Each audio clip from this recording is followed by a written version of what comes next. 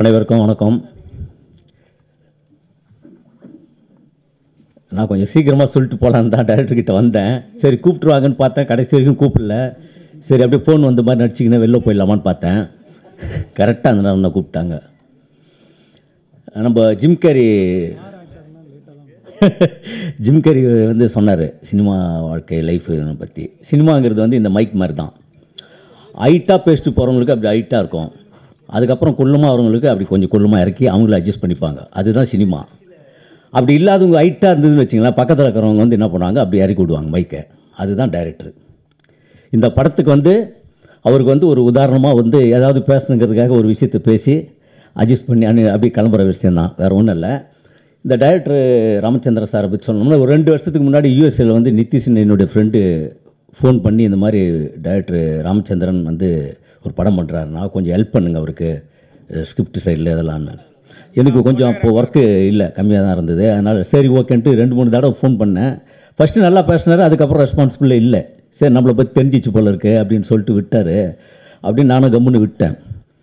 அதுக்கப்புறம் அவனுக்கு ஃபோன் பண்ணி என்ன நீ சொன்ன அவ்வளோ சொன்ன அவர் கண்டுக்குமான்றாரு அப்படி இப்படின்னு பேசலான்னு பார்த்தேன். சரி ஓகே விட்டுரு, இதெல்லாம் இது மாதிரி நிறைய கடந்து வந்துட்டோம் அப்படின்னு சொல்லிட்டு இது விட்டாச்சு. சமீபத்தில் ஒரு ஃபேஸ்புக்கில் இவருடைய இதில் வந்து ஒரு இந்த மாதிரி பூஜை ஆரம்பம் அப்படின்னாரு. சரி ஓகே அப்படின்னு சொல்லிட்டு அதையும் கடந்து போயிட்டேன். அதுக்கப்புறம் பார்த்தீங்கன்னா ஒரு 2 நாளைக்கு முன்னாடி எனக்கு ஃபோன் பண்ணி, நான் நீங்கள் இந்த படத்தில் இந்த மாதிரி ஒரு கேரக்டர் உங்களுக்கு சாங் இருக்குது அது இருக்குதுன்னு பயங்கரமாக இது பண்ணி பூஸ்ட் பண்ணி பேசிகிட்டே இருந்தார். எனக்கு செம ஆச்சரியம். எனக்கு என்னன்னா இது டக்குன்னு அப்போலாம் ஒன்றுமே கண்டுக்கல, இப்போ வந்து இவ்வளோ பூஸ்ட் பண்ணுறாரு. நைட்டு 2 மணிக்கெல்லாம் எனக்கு வாய்ஸ் மெசேஜ் அனுப்பிச்சிருக்காரு நேற்று நைட்டு. அப்போ தான் தெரிஞ்சுது ஒரு படம் வந்து 2 வருஷத்துக்கு முன்னாடி ட்ரை பண்ணி அதுக்கப்புறம் அதை கடந்து ஒரு ப்ரொடியூசர் கிடச்சி ஒரு படத்தை ஏற்படுத்தி அதுக்கப்புறம் தான் நம்மளை கூப்பிடணுங்கிற ஒரு மைண்ட் செட்டுக்குள்ளே இருக்கும் போதோ நம்மளை எவ்வளோ இம்பார்ட்டண்ட்டாக நினச்சிருக்கிறாரு. கண்டிப்பாக இந்த இது போய் ஆகணும் அப்படின்னு சொல்லிட்டு தான் நான் வந்தேன். ஏன்னா இன்றைக்கி வந்து எல்லாருடைய இயக்குநர்களுடைய இதுவே வந்து சதுரங்க இது மாதிரி தான், ஆட்டம் தான். ஒரு ப்ரொடியூசர் கிடச்சி ஒரு படம் பண்ணுறதுங்கிறது வந்து மிகப்பெரிய கஷ்டமான சூழ்நிலை. ஏன்னா எனக்கு இடையில் ஒரு 10 வருஷம் கேப் வந்தது.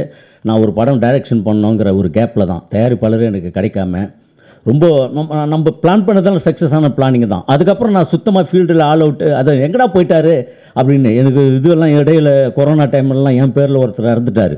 எனக்கு போஸ்டர் ஓட்டானுங்க, இந்த மாலையெல்லாம் அப்பயே வாங்கிட்டு வந்துட்டானுங்க. பூஜைக்கு போட வேண்டிய மாலையை கூட்டின்னு வந்து கடைசியில் எப்படி வந்தானுங்கிற மாதிரி சூழ்நிலைலாம் இருந்தது. அவ்வளோ போராட்ட களங்கள். அதனால் நான் என்ன எந்த படங்கள் போனாலும் நான் ஃபுல்லாக அந்த ஆர்டிஸ்டாக இல்லாமல் டைரக்டர் டீமில் தான் சப்போர்ட்டிங்காக இருப்பேன். ஏன்னா ஒரு டைரக்டருக்கு பல டைரக்டர்கள் நான் வந்து நடிக்க வச்சுருக்கிறேன், அது வேறு விஷயம். ஏன்னா பல பேர் ஊர்லேருந்து நல்லா சொகுசாக காவேரி ஆற்றங்கரெல்லாம் குளிச்சுட்டு இங்கே வந்து மேன்சன் ஹவுஸில் ஒரு மாதிரி ஸ்மெல்லில் இப்போ எல்லாம் குடும்பத்தையே இருந்துட்டு இங்கே சினிமாக்காக போரான்னு இருப்பாங்க. அவங்களெல்லாம் ஊர்லாம் கேட்கும் போகும்போது எங்கன்னு கேட்டால் திருட்டு ஜெயிலில் இருக்கிறான் போலகுது, அதான் ஆளே காணணுவானுங்க. ஆனால் இங்கே எவ்வளோ போராட்டங்கள் இருப்பேன். அதனால தான் என்ன சொல்லுவோன்னா, ஒரு சீன் நடிச்சிருங்க நீங்கள் இந்த படத்தில், அப்போ நீங்கள் இந்த ஃபீல்டில் இருப்பீங்க அப்படின்னு தெரியுங்கிறதுக்காக நான் பல டைரக்டருங்களை வந்து நடிக்க வச்சுருக்கிறேன். அந்த மாதிரியான போராட்ட காலங்கள், இந்த கஷ்டங்கள்ங்கிறது வந்து எல்லாருமே சொல்கிறது தான். இது நம்ம கடந்து வந்த பாதை கஷ்டங்கள் அது இதுங்கிறது எல்லாமே இருக்கக்கூடிய பிரச்சனைகள் தான் இது. பட் இருந்தாலும் அவ்வளோ ஒரு போராட்டம் கடிச்சு இன்றைக்கி ஒரு படம் எடுத்து அது தேட்டர் ரிலீஸ் ஆகி ஓடிடியில் வாங்குறது கொள்றதுங்கிறலாம் எவ்வளோ பெரிய கஷ்டங்கிறது நமக்கு தெரியும். படம் எடுத்தாலும் ஓடிடியில் வாங்குறது இல்லை, அது மாதிரியான விஷயம். பெரிய ஆர்டிஸ்ட் படங்கள் அந்த மாதிரி சில படங்கள், சின்ன படங்கள் ரொம்ப கஷ்டம். ஆனால் இந்த மாதிரி சூழ்நிலையிலேருந்து ஒரு படத்தை ஆரம்பித்து பூஜையே இவ்வளோ பெரிய லெவலில் கொண்டாடி ஒன்று ப்ரொடியூசர் நம்பிக்கையாக வந்திருக்கிறாருன்னா அவர் இந்த கதை மேலே வச்சுங்கிற நம்பிக்கை தான். சர்மா சார் சூப்பர் சார், உங்களை மாதிரி நிறைய ப்ரொடியூசர்கள் வரணும். இந்த மாதிரி டைரக்டர்களுக்கு நல்ல கஷ்டப்படுறாங்க எவ்வளோ இயக்குநர்கள், அவங்களுக்குலாம் ஒரு நல்ல வாய்ப்புகள் தரணும் அப்படின்னு நான் ஒரு அன்பாக வேண்டிக்கிறேன் சார். ஓகே, அனைவருக்கும் நன்றி, வணக்கம்.